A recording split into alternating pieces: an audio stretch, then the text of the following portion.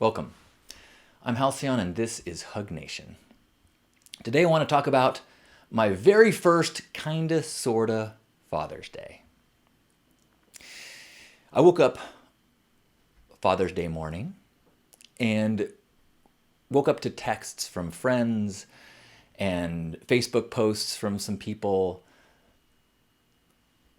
Pretty much all of them were friends who were fathers, but they were wishing me Happy Father's Day.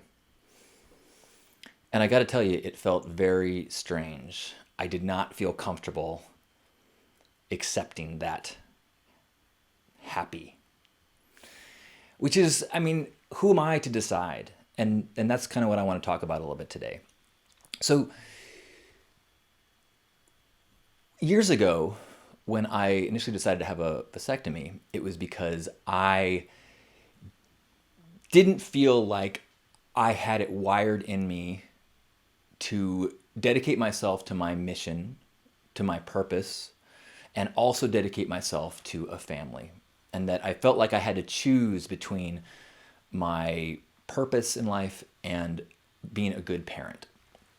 And so I felt comfortable having a vasectomy. And so if things changed, I could always unfreeze a few vials or get a reversal. But at that stage, I felt like that was my decision. And interestingly enough, a few years later, I was watching the film Gandhi, which is such a good movie. If you have not seen that, you got to go watch Gandhi. And there's a scene in Gandhi where he is at his table in his study, and his children are all brought in to say, "Ha papa, hello papa," or whatever I don't know if they translated or whatever, but the kids come in and basically say hi, and Gandhi kind of like pats them on the head and then sends them out of the room. And I had this thought or realization or question of like, that is hardly dedicated parenting. And yet I have to believe that a child of Gandhi, even with little bits of influence, would be in a pretty wonderful situation in terms of their parenting. Better than many.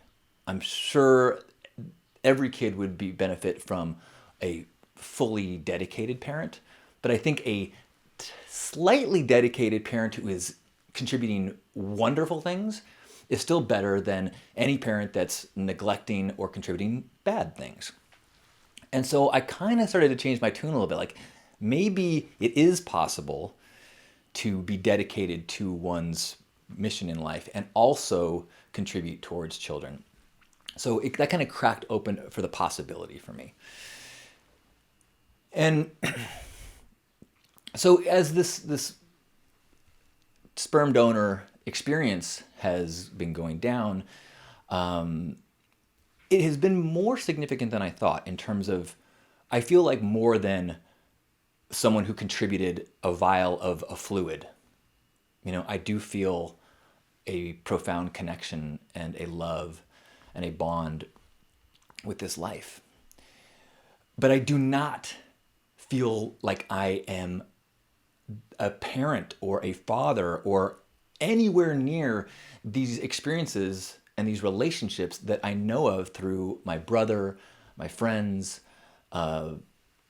the way that their lives and their whole worldviews have shifted as they have made space for the prioritizing of this life. And I have not made those adjustments. It's interesting. So as I was getting these texts saying Happy Father's Day and it feeling kind of weird, there were a few people that said happy that felt good. Yeah, okay, I can take that. Amy, the mother of Asher, she sent me a note that said Happy Biodad Day, which I thought was wonderful. Yes, that is a role that I feel like I can respectfully receive. And I think that's part of it. I felt disrespectful to receive and accept someone saying Happy Father's Day to me while I know and witness the sacrifice and the energetic, emotional, spiritual investment and sacrifice and profound adjustments that I have seen these impressive men take. And so I'm happy to be acknowledged for the gift I did give. I struggle with accepting thanks for the gift that I have not, maybe not yet, but certainly have not given. My brother gave me a card that I thought was just so adorable. It said, Happy Father's Day to a great donor, an even better person. I can take that. I did actually look online to see if there were, he'd mentioned that it was tough to find a card addressing Happy Father's Day to a sperm donor. I looked online and there is a number of cards that address Father's Day for sperm donors, but they're all joke cards as insults to fathers. Like, Happy Father's Day to a great sperm donor, but a terrible dad. Or, thanks for being a sperm donor and giving me almost nothing else. Those kind of cards. So I do recognize that there is a uniqueness in my scenario. And actually, that's one of the reasons why I'm enjoying talking about it. Maybe not enjoying, but feeling like with so much in my life, sharing this journey, I think, is part of my ability to process it and hopefully other people's ability to process it. I had an experience when I was in Chicago where a woman who was driving me, my Lyft driver, I was explaining to her the story and why I was there, and I was so happy, and she was not having it. She was like, well, are you going to move to Chicago? And I was like, no, no plans to. Well, is the mother going to move to where you live? I'm like, that's not the plan. And she goes, well, you need to show up for this kid or get out of his life. And I was like, whoa. And the more we talked, the more I realized that she was bringing a whole bunch of her baggage and her experiences to this situation.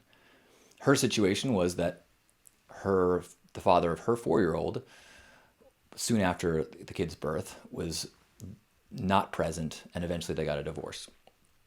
And so that was her model for the situation that I was describing to her. She was applying it to the model that she knew.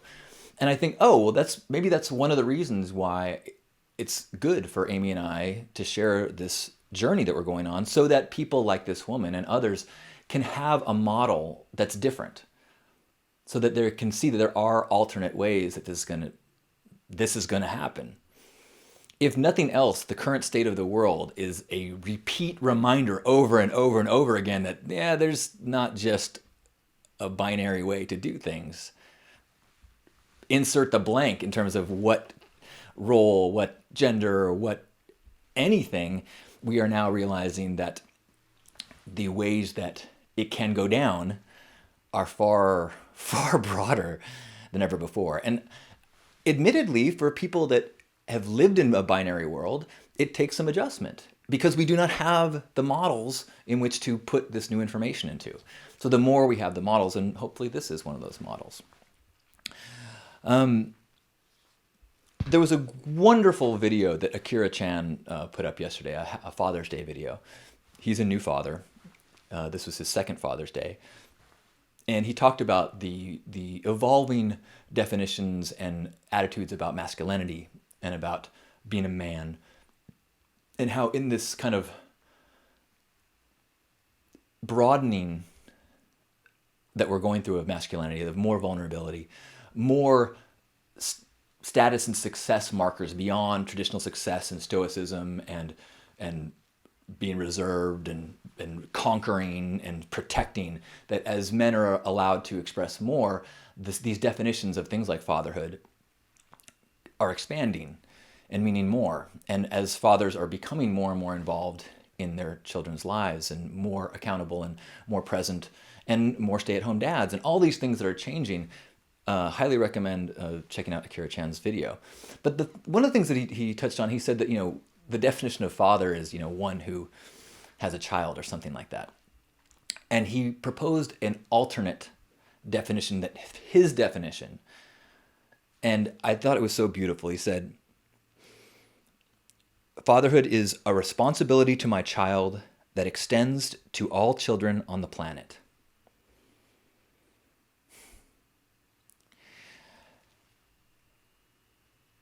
And I I find that so beautiful. And it also kind of highlights why I'm struggling to accept. And I don't think that I should accept a happy Father's Day because of that responsibility to the child. I have not embraced that. I have not taken it on. I admire, I am inspired by men and women who embrace that responsibility, and in doing so shift their whole relationship to the world beyond themselves into an other. And in doing so, if they're really learning from the process, towards a responsibility to the planet, to all the children, to all the people. And while I aspire and work towards having that responsibility and connection to all people, I will not pretend to say I understand that in the same depth that a parent does. I also felt like as Amy is taking on all the parenting roles, all mothering, all fathering, all everything, that she deserves a happy Father's Day card and a happy Mother's Day card and a happy superhuman child raising card. And I know it's not a math equation of you get 50% and I get 30% of the appreciation, but I felt like for me to take any happy blank day would take away from the kudos and appreciation that Amy deserves. I know that a lot of people have been very happy and excited for this journey for me. And I think a lot of people who are parents and know the profound joy of it and have taken on these responsibilities are excited for me to have those things. But I also felt that it was out of integrity to not make a clarification or a designation or a honoring the differences. Yes, happy Biodad Day. Yes, happy Donor Day. But happy Father's Day to all the true fathers out there.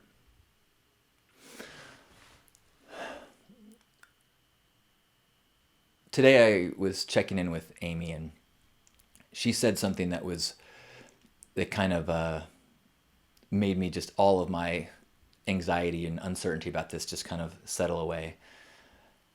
And she was appreciative of the 2 visits that I've already made and saying that there are people who are fathers who have not even been that much in their child's life. But she said something she said, "You may not be an active father, but you are a great influence and role model." I can take that. That's a role that I feel like I'd accept a card for, and I can work to be the best I can at it without feelings of inadequacy or disrespecting those that are really embracing the responsibility of their children and the future of the world. So I want to help, but I will applaud, roof raise, and wish happy Father's Day to those who are truly raising children and healing the world.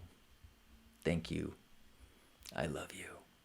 If you enjoy these transmissions, do me a huge favor and share them. Give them a thumbs up, give them a like. Let people know that this is worth listening to. It would make a big difference in my life. Or join my email list and get to know all the new things that happen, including when my next round of coaching will start at list.hugnation.com. Actually, just search Hug Nation. You can find my YouTube channel, find my iTunes, all the good stuff. I love you.